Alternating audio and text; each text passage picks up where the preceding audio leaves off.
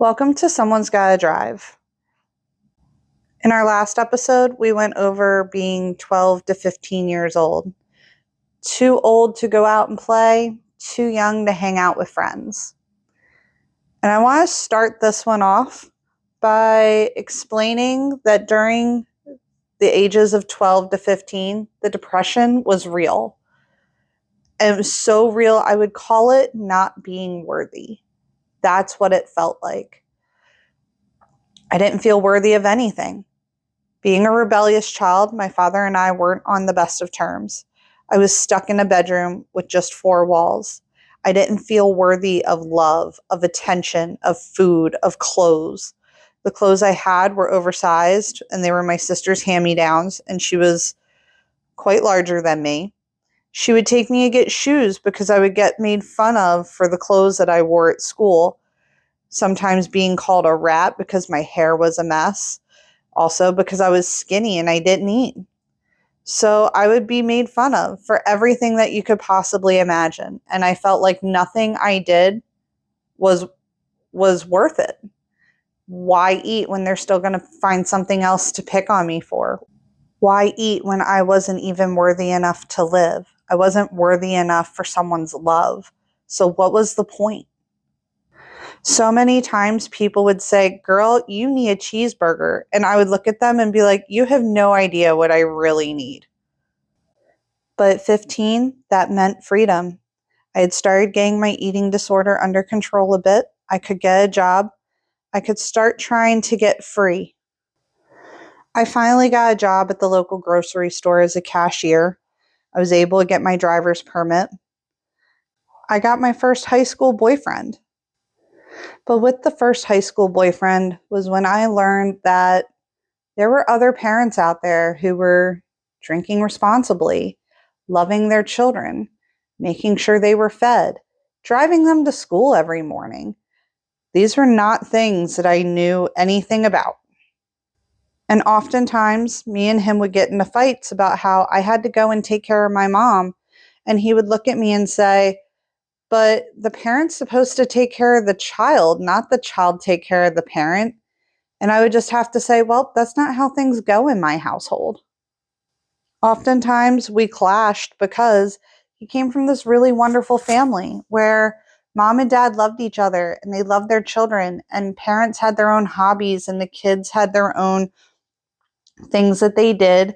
And, oftentimes they had this big group of friends, and all the adults would be upstairs hanging out, drinking, having fun, while all their children were downstairs hanging out, having fun. And everyone grew up together, and it was just this lovely, camaraderie that I had never truly witnessed before, except through with my cousins. And we didn't really get together nearly as often.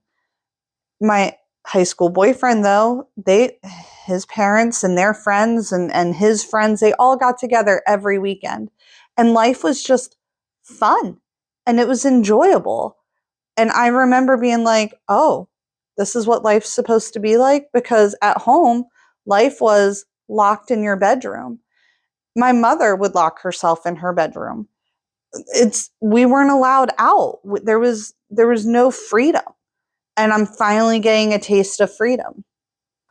But oftentimes, mom locked herself in her bedroom not just to do drugs, but it was also because she just simply wasn't well. When my parents had remodeled the house, my dad had built this huge master bedroom with a beautiful bathroom attached to it, with a shower, a jacuzzi, double sinks. It was a stunning house and a stunning bedroom suite. And so, when my mom had been denied surgeries due to her bleeding out so much when I was younger, she had had surgeries like, trying to get her pancreas removed, which didn't work. She also had a surgery where she had her tubes tied, in which, in both situations, they actually did nick her intestines. And that, along with the opioid abuse, started a massive trend of just bowel blockages. So, her bowels would get inflamed. The blockage where the scar tissue was would would cause a bowel blockage where stool and essentially poop could not move through the intestines, and it would block up, causing her to swell. She would then take pain medication to help alleviate the pain, which was also slowing down her intestinal tract. And it was just a constant struggle. And at this point, we are starting these monthly hospital visits to the ER because she's so backed up and so distended that they don't have any other choice but to stick an NG tube down her nose, help kind of clear that blockage out, make her go NPO, which is where they give them no food or water, and make their GI tract rest. Oftentimes during this process, my mother was writhing in pain. They sometimes wouldn't give her too much pain medication because they knew it was slowing down the process, but they had to give her something because it was a painful process. On top of that, even though they would give her like saline bags to keep her hydrated, she was just constantly thirsty. And I mean, she would beg you for water. Maybe not food all the time, but boy, would she beg you for water. And it wasn't a great situation, but somehow I was maintaining, being with her during her hospital visits. I had perfect attendance at school. I had wonderful grades. I was a straight A student. I was keeping up with the job. So I was trying to be the perfect teenager. I really was. And trying everything I could to just be that perfect person. Oftentimes, the school knew that my mother was a sick person, but they didn't know that there was like drug abuse or alcohol abuse that was mixed into all of this. So I remember at the end of my 10th grade year, I think it was, I had gotten perfect attendance, and my homeroom teacher was just like, wow, I don't know how you do it. Like, seriously, I know that you're at the hospital with your mom. I know that you're working pretty much full time, like 30 hours after work every day, or after school every day. How are you doing it? And I was just like, I don't know. I was running on fumes. And oftentimes that did create a little animosity between me and the high school boyfriend, because he would often be like, well, you're supposed to be hanging out with me. Well, yes, but I also work every, say Friday night, and I made sure to take Saturdays off, and then I would work Sunday from like 10 to 6 because we had these Sunday dinners with my grandmother every Sunday. So he was given Saturday, but sometimes I was just so exhausted. He loved going to movies, and if it was a movie that I thought was boring, which don't kill the messenger to a certain degree, but I thought Lord of the Rings at the time when I was a teenager was the most boring movie ever. I literally fell asleep in the movie theater.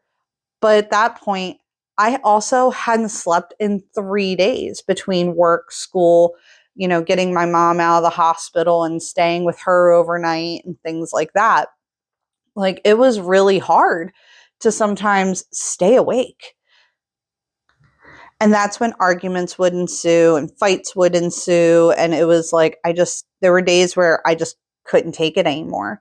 So my sister would actually come up, sometimes surprise me, and just say, hey, I'm taking you with me. She lived in Virginia at the time. And she would just be like, I'm taking you with me. Call out of work. I don't care what's going on. You're getting out of here. You're coming with me. And it was to help me reset, to help, make sure I was eating, to, just check on me a bit, make sure everything was good, and just really kind of get me out of a situation, give me a break for a weekend. Because even she knew everything I was going through. Just because she didn't live there anymore, it didn't mean that she didn't go through this as a child as well. And now that I'm working for a living to a certain degree, my parents did provide me with a car, and they said, my dad said, it's your responsibility to take your mother to her doctor's appointments and to, the emergency room, and to stay overnight at the emergency room if need be, and things like that. But I still had to pay for necessities. I had to pay for, insurance and gas. I was required to pay for my own groceries and clothes. My mom started refusing to pay for main necessities, shampoo, conditioner, things like that. We were made to pay rent to her, sometimes a water bill, which was really uncanny because we had a well. So there was no real reason to pay for a water bill. And oftentimes they wouldn't make dinner for me anymore. They were just like, well, you're not home, you're at work. Why should we make dinner for you? And I was like, I would definitely heat that up at night and eat that because I'm starving. So, that's when I started learning that I had to, make sure that if I was working, that I got like some sort of frozen meal or something that from the hot bar to, eat and hork down real quick because that was the only dinner I was getting. And it wasn't exactly helping the eating disorder situation because, at the time you're making a little bit above minimum wage. You're working 30 hours a week because that's like the max you're allowed to work while being in school. And you have all these bills that you have to pay. And like most people, food becomes the last thing because you need gas, you need insurance, you need certain things. And I'll never forget my dad saying, like, well, why are you driving your car? Why don't you have someone come pick you up or whatever? And it was like, after all the accidents that I had been in, not only just with myself, but honestly with my mother, I prefer to, drive myself. And he would say, yeah, but that's like $5 that you're saving in gas. And I would be like, yes, but that's then $5 that I'm not really saving. It's going to go into food. And I don't think my dad had actually been privy to the fact that we were paying rent, or having to buy our own groceries, that we weren't really allowed to eat certain things. I don't think he was ever privy to that conversation. And there were times that my sister had even said that she would start paying, like, she had gotten a car and he co-signed for it. So she would give him the money after a while because he would say, well, you're not paying. And she'd be like, yeah, I'm paying. I gave mom the money. And mom would never fork over the money. She would just make people think we weren't paying the bills. When we were giving her the money and she wasn't doing what was supposed to be done with it. So it kind of got to a point where by the time I was, 16 years old, my high school boyfriend had actually bought me school clothes for the year because my clothes were not just outdated, they were very raggedy, oversized, they were all those hand-me-downs. I really needed new clothes and I needed something that fit. But my mom was like, well, I'm not buying you school clothes because you have a job now. But it was like, but you're literally taking all of our money. Like, what are you doing with our money? And I remember later on in life, my old boss had said to me, yeah, I used to pay my mom rent. She put it in a bank account for me. And when I turned 18, she gave it back to me. So it was something that I had to start my life with. No, this is not how that was going at all. This was mom was taking our money and we really didn't know what she was doing with it. And like I said, fights would ensue with my boyfriend because of these type of things. He'd be like, you're not supposed to be paying rent. Your parents are supposed to be taking care of you. And that just wasn't the case. And then there was the Sunday dinners, like I had mentioned. And every Sunday, for pretty much my whole life that I could ever remember, my grandmother would expect us at her house around 6:30 for dinner on Sunday night. And she didn't care what was going on in your life or what you were doing. Every Sunday, you were supposed to be there. Now, my sister, who lived in Virginia at the time, it was obviously like a 2-3 hour trek for her one way just to get to us. So she didn't make these Sunday dinners. But I had scheduled it with the grocery store I had worked at that, like, look, I go to my grandmother's every Sunday. So I would get out of work sometime between 5 and 6, and I would always work Sunday because you would get paid time and a half for working Sunday. It's the busiest day in almost any grocery store. So you get the perk of either some stores pay like an extra dollar an hour for working Sunday. The store I had worked for paid you time and a half, which was really great. So I always worked Sunday, and I would get to go home, get changed, and I would go to my grandmother's. And I wouldn't be home all day. Obviously, I'd be working. And we would get to my grandmother's, and my grandmother would put out this beautiful fine china and like gold silverware. And she would spend like the whole day cooking this meal. And it was always, for the most part, a fantastic meal. It was full of grease and lard and cheese and everything else is probably bad for you, but it was normally a very fantastic meal. But like I said, I wasn't normally home during the day.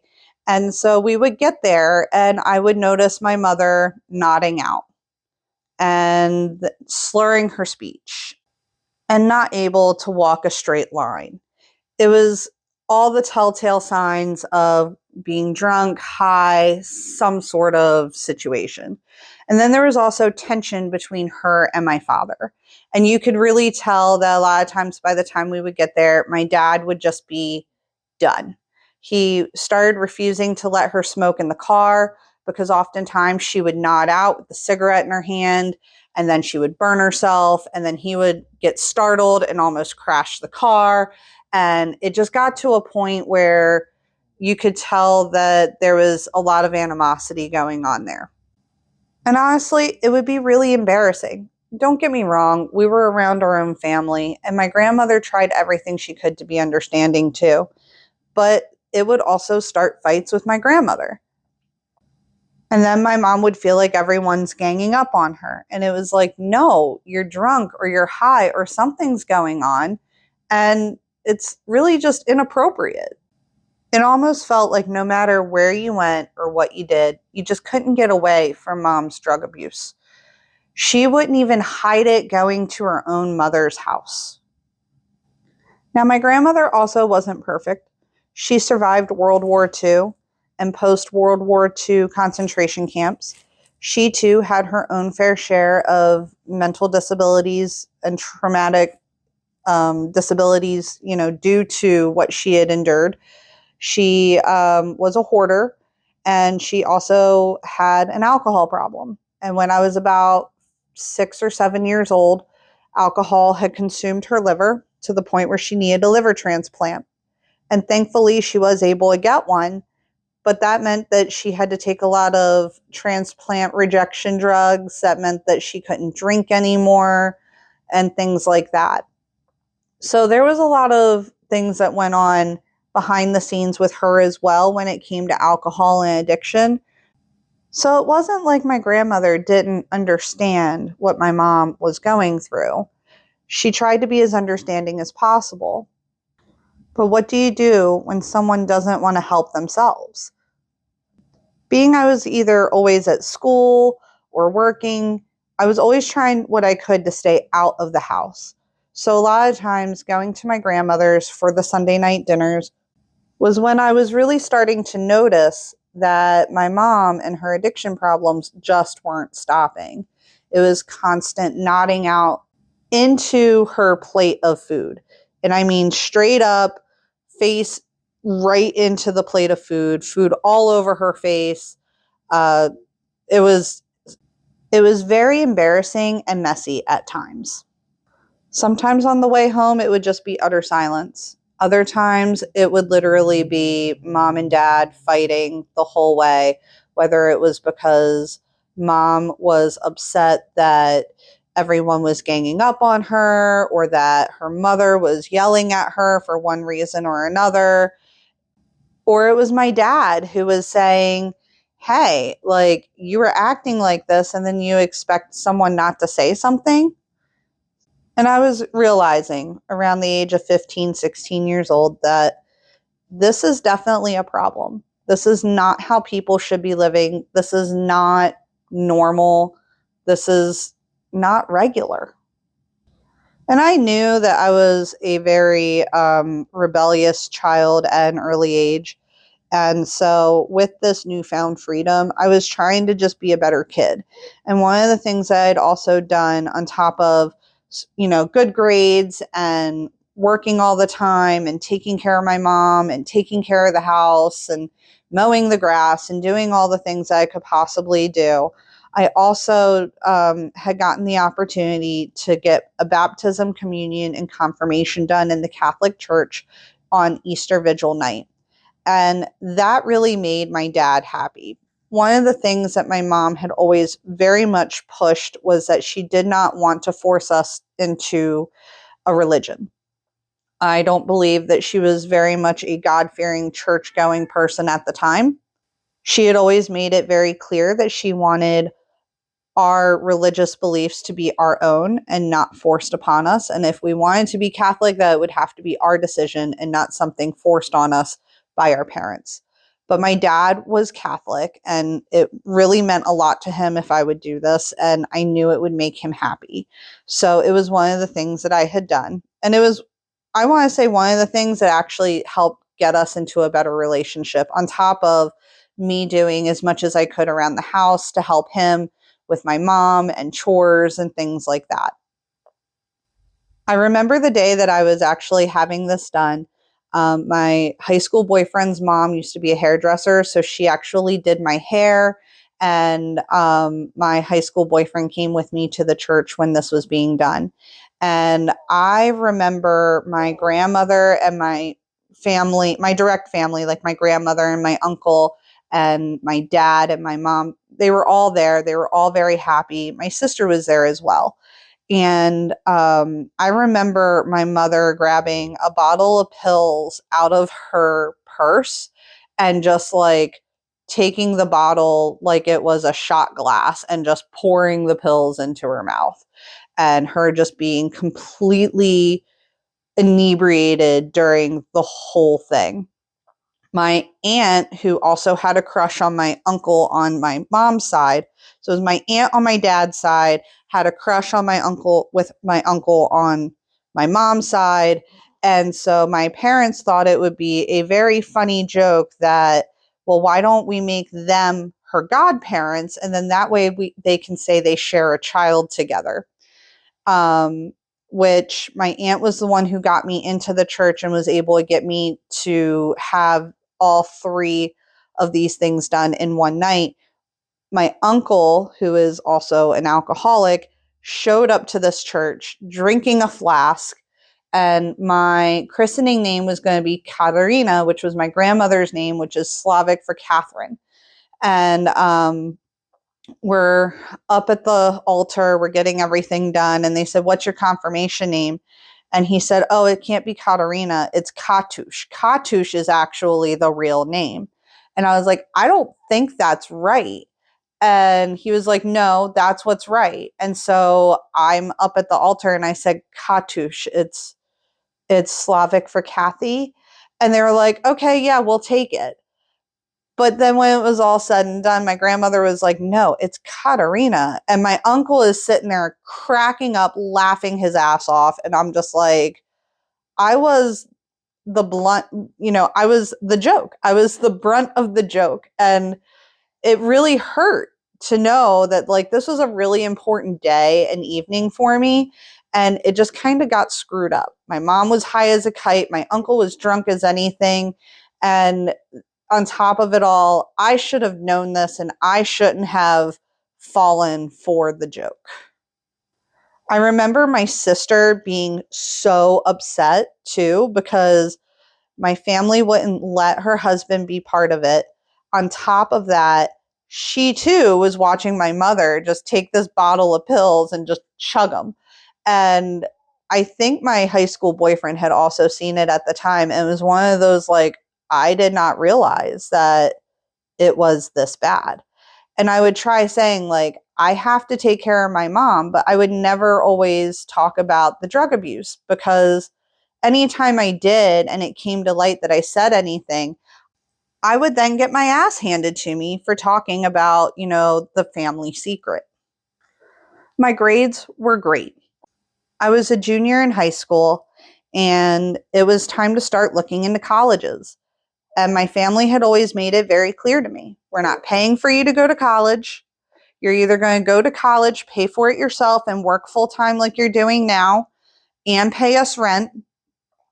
You're going to go into the military, or you're going to work. But regardless, you're going to work your ass off. And if you're living in our house, you're going to pay us rent and for every little thing that you use.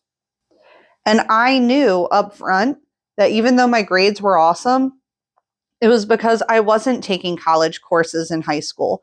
I was taking the easiest classes you could possibly think of. Teachers were telling me all the time to, go into harder classes, that I was a really smart kid and that I had really great grades and that I should really be looking into colleges. Even my high school boyfriend's mom was telling me, hey, you need to start looking into college. You're smart. Go into debt. Do that because you're going to make the best life for yourself. And I remember telling everybody, it's just not my path. I don't live the life that everyone else gets to live. Even though I live in this really nice area and this really nice house, I come from the school of hard knocks. College isn't in my future. And when I did try to get into the Marines, my parents wouldn't sign off because I was underage. So I had no other choice but to work. And it wasn't like my rent was going into some bank account to set me up for a really nice life. That's just not the way life was going for me. After about 2 years of working hard, being in the hospital with mom, taking her to all her appointments, having the great grades, doing all the things, finally senior year hit. And I was like, I am going to take all the BS classes, all the easy classes, because I couldn't get into work study. I'm going to try to just cruise through this final year of high school, work my butt off at the grocery store, and just get ready for being 18. And senior year, that's where I feel like everything started changing.